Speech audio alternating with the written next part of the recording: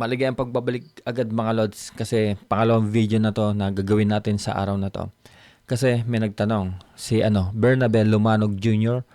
Ang tanong niya, "Boss, paano isync yung audio record sa video?" Kinoment niya to sa review ko sa audio interface na Teon Q12. So nag-record siya ng video hiwalay sa audio.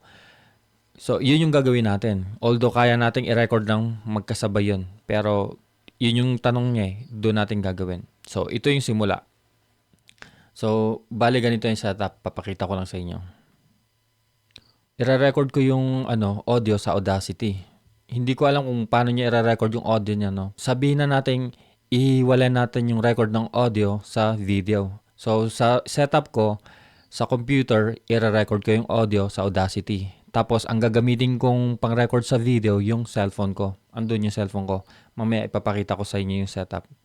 So, ayan. Nandito na tayo sa Audacity. Para basic lang. So, sa playback, bahala na siya. Recording device, ito. So, ayun. Si Teon Q12. Doon ko siya i-record. Or pwede na dito. Okay, ito na lang. Yan. So, ipapakita ko lang yung guitar na i-record ko. Ito. So, ito yung setup natin. I-record ko muna si Audacity. Ayan. Ayan, meron siya naka-record. Tapos balik tayo dito. Ayun. Ito ngayon, naka-record na rin to, yung camera natin sa cellphone. Tapos ilalagay ko na lang dito yung ng cellphone na to, nare-record dito para malinaw, makikita nyo. Okay? So ngayon, ang gagawin ko muna, ipaparinig ko sa inyo yung sounds na nakaka-capture ng camera. Ito yun. So kahit mag-chords ako, yan lang yung nakaka-capture niya. Tapos sa Audacity, ito naman. Okay? Yung sa video na to. Okay, yan sa Audacity.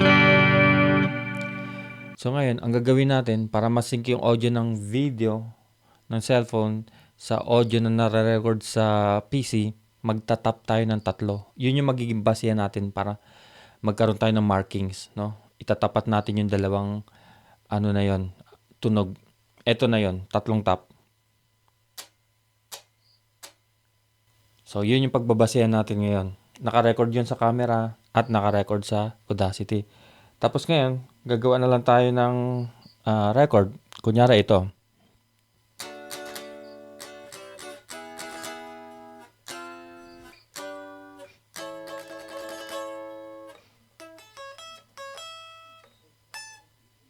Ayun. Yun yung isi-sync natin ngayon. Pasensya na sa gitara.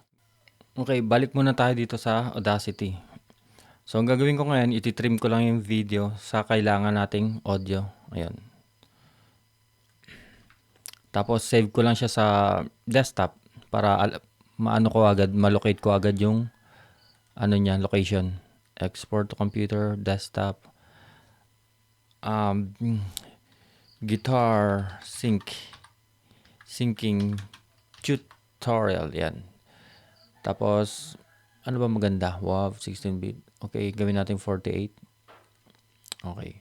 Or 41 na lang, sige. Okay, so export na. Okay, so tapos na yon. Okay, so ngayon, yung video na na-record dito sa cellphone, ita-transfer ko sa computer. Tapos, i-edit ko sa video editor ko. So, bahala kayo kung anong video editor yung ginagamit nyo. Same lang naman yung concept. Pag nakita nyo, magagawa nyo rin to sa mga ibang video editor. So, ang gamit kong video editor ay Shotcut. Ayun. Tapos, kukunin ko lang yung file ng video, tapos yung guitar na na-record natin kanina. Okay. So, pause ko muna ito. Ito yun. Tapos mag-a-add lang ako ng para sa audio. Ayun. Audio track, tsaka video track.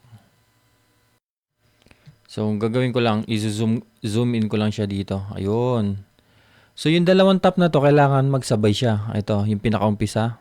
Tapos, tong yan lang, yung pinaka-umpisang yan. Ayan. Okay. So dito, pagkatapos kong ma-align yung audio ng video tsaka yung nirecord natin sa Audacity, ang gagawin ko na lang, i-mute ko tong audio ng video. Okay? Mute natin yan. So, ang maririnig nyo na lang yung na-record natin sa Audacity. Yun na yung magiging audio ng video natin. Importante to huwag nyong kalimutang i-mute yung audio ng video nyo. Okay? Kasi hindi yun yung quality na recording. Mic lang yun ng cellphone or ng recorder ng video.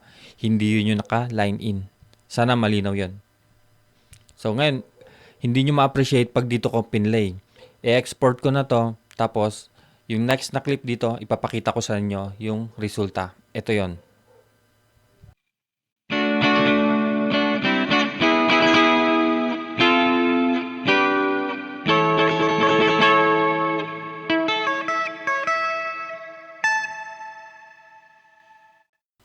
Ayun, di ba? Sabay na sabay siya. Pahabol na lang. Siyempre, i-upload nyo yung video. Tanggalin nyo na yung tatlong tap na yon. I-cut nyo yung sa video, i-cut nyo rin yun sa audio. Para pantay na sila. Ayun lang. So, salamat sa panonood at sana nakatulong yung video na to at nasagot ko yung tanong ng isa nating Lodi. Ayun. Sa sunod na video ulit, kita-kits. Babush!